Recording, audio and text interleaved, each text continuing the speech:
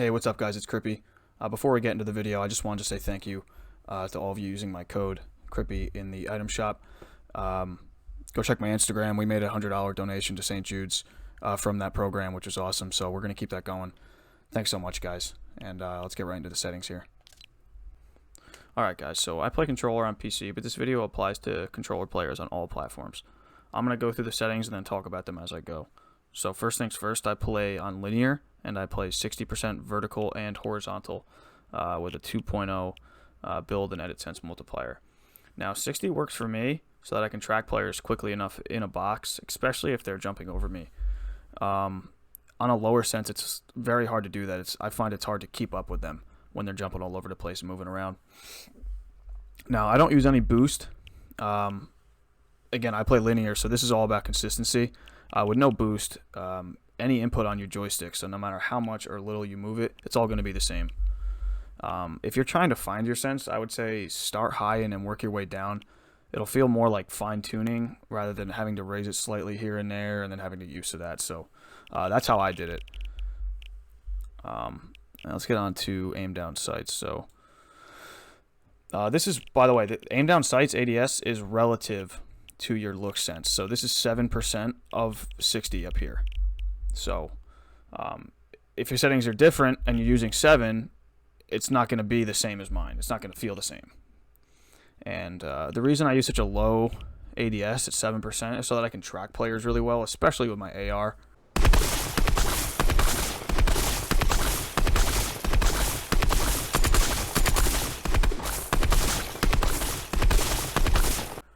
But for the aim down sights, the boost does come in handy, at least for me.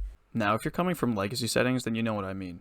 So basically the way boost works is when you have your joystick moved fully in one direction, your sensitivity is going to increase slightly based on the percentages here. So in my case, after 0.55 seconds of having my joystick in one direction, I'm going to get a little bit of boost. So that helps me with sniping. It doesn't feel so stiff.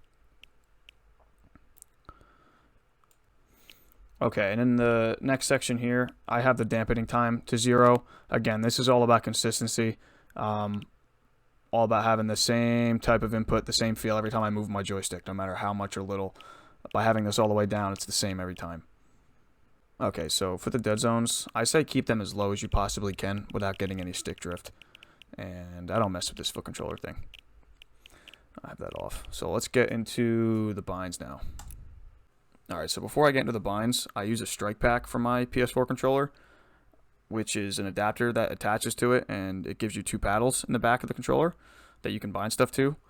So I'll go through that, but you just know that I play with 2 paddles, and this is all about keeping my thumbs on the sticks as much as possible to keep my movement as fluid as can be. So that's one of the reasons why I have jump on my right thumbstick down here, so that I can jump when I'm doing 90s and everything like that. My thumb is constantly there. I can jump and look all at the same time. And then I have my left stick as crouch. Now my 2 paddles that I have in the back, my left paddle is bound to down in the D-pad. So my left paddle is edit, and then my right paddle is bound to my touchpad, which is switch modes.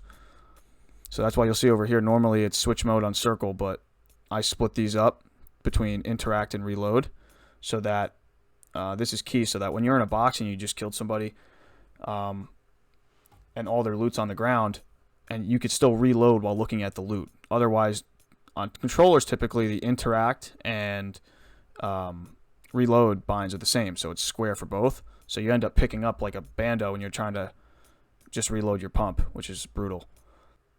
Alright, and you'll probably see that I don't have an emote bind. That's because I ran out of spots with everything I was doing over here and all that. So I actually emote with a keyboard button, so no big deal. Okay, nothing crazy here. That's how I place launch pads with X. I think everything else is really the same. Edit there. Now for my edit controls, I reset my edits with L1. And I confirm my edits with the touchpad. So I confirm my edits with the same button that I switch modes with. That's just what I've been used to. I started playing this game in Season 4, and once they started adding all these extra binds, that's just how I've kind of had it, and that works for me. So basically my back paddles do all my editing, and when I want to reset, I use my L1, my bumper. And I think that's basically it for the binds themselves. Again, with the dead zones as low as you can possibly have them. Alright, so a couple more really important settings that I don't see anyone really talking about. This applies to all platforms again. Number one is your HUD scale. This is, here, let me back out, I could show you. This is where your mini-map and your gun inventory and your health bar and the name and stuff like that up top, that's how big that is. So when you make that really small in your HUD, at 60%, it's going to be you'll be able to see a lot more of the screen itself, the game, the map, everything, the person you're trying to kill, everything, all that. It's going to be a lot more visible for you. And over here, your map and backpack keys, I have that off. That's really no big deal. But again, right above where my mats are, you normally have a little backpack icon, and I just turn that off. Just again, to free up as much space on my screen as possible. Okay, so a couple more really important settings to go over. Make sure your matchmaking region is set to where you're located. Don't have it on auto. It's probably going to help your ping to have it set where you're actually located. So in my case, NA East. This does set to auto sometimes during updates, so definitely check on that frequently. But another one here. Sprint by default, definitely have that on. Gotta have this on too, auto open doors. Let me show you something real quick with that. So when you're making an edit, and you accidentally make a door edit, the door is immediately going to open. Like if you were going for an edit like this, or an edit like this, but instead you do one of these, you open the door immediately. That's really key. That was a game changer for me when I found that out. And I think, you know, this is mostly preference, auto consumables. This is all preference. You got to have turbo building on.